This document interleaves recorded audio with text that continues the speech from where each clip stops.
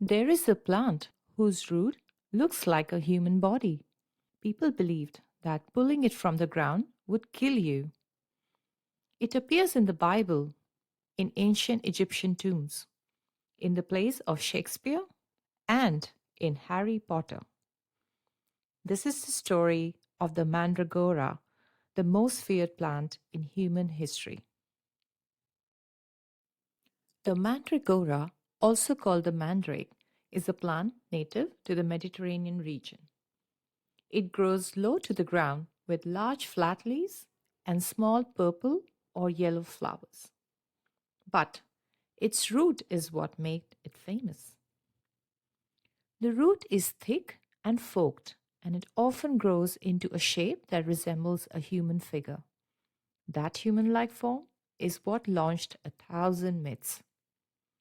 For thousands of years, people looked at this root and saw something alive, something dangerous, something powerful.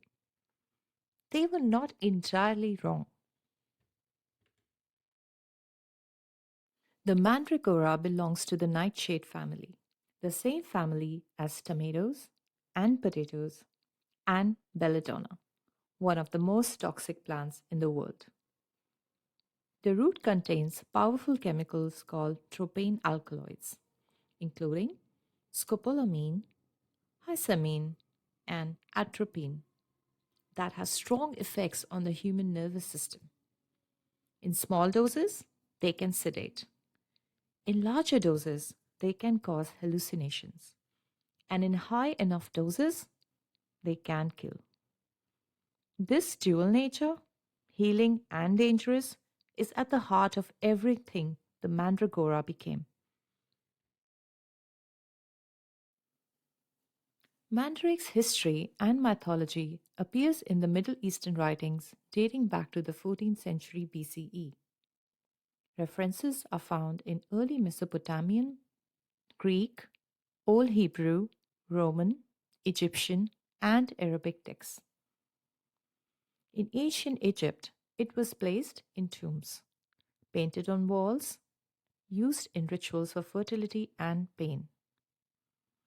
In ancient Greece, the physician Dioscorides recorded that a cup of mandrake root boiled in wine was used as an anesthetic in ancient Rome, numbing patients before surgery. But he warned, take too much and you might not wake up. In Homer's Odyssey, the enchantress Circe uses mandragora in a brew to transform Odysseus' men into animals. This was a plant that sat exactly at the border between medicine and magic. The mandragora also appears in the Bible. In the book of Genesis, Rachel, who cannot have children, asks her sister Leah for mandrake roots that Leah's son has found in the fields. The origin of the mandrake's association with fertility is truly ancient, surfacing first in the book of Genesis. Much later, this fertility belief was reinforced by the medieval doctrine of signatures, the idea that God had provided plants with signs indicating their uses.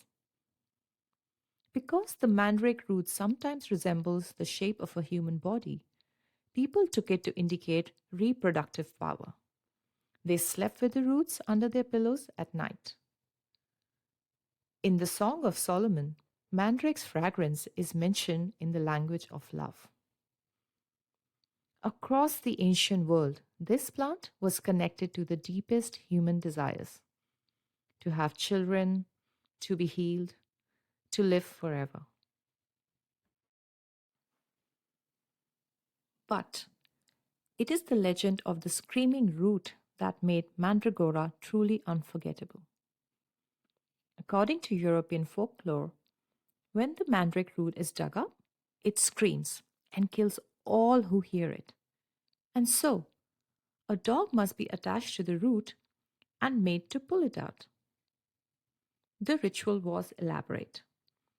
You would go at night under the moonlight, plug your ears with wax, tie a rope between the root and a hungry dog, throw food just out of reach.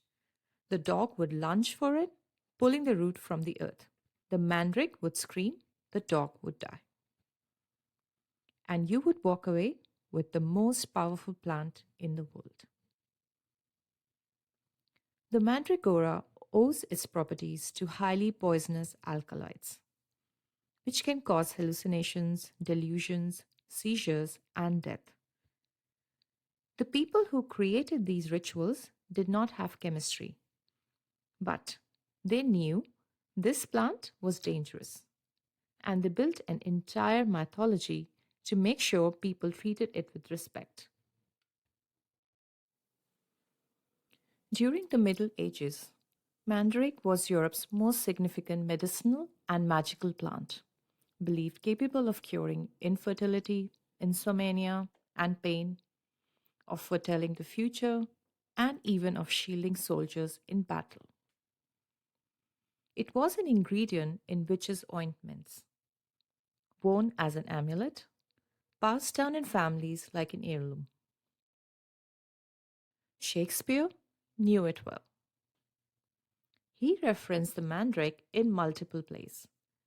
In Romeo and Juliet, a character imagines waking in a tomb and shrieks. He writes, like mandrakes torn from the earth. In Antony and Cleopatra, Cleopatra asks for Mandragora so she can sleep while Antony is away. In Othello, in Macbeth. The works of Shakespeare are remarkable both for the depth of knowledge they reveal about the mandrake and for its accuracy. This was not fantasy. This was a plant that everyone in Elizabethan England knew, feared, respected, and used. As modern medicine developed, as ether, chloroform, and safer anesthetics arrived, the mandragora slowly left the pharmacy. Its chemistry was too unpredictable. The line between healing and poisoning was too thin. But it never left the imagination. Mandrake remains a popular motif in literature and media, illustrating the enduring human fascination with mysterious plants.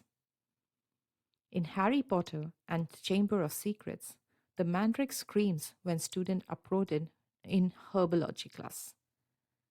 The remedy made from its root is used to cure students who have been turned into stone. J.K. Rowling did not invent this. She borrowed it from 5,000 years of history.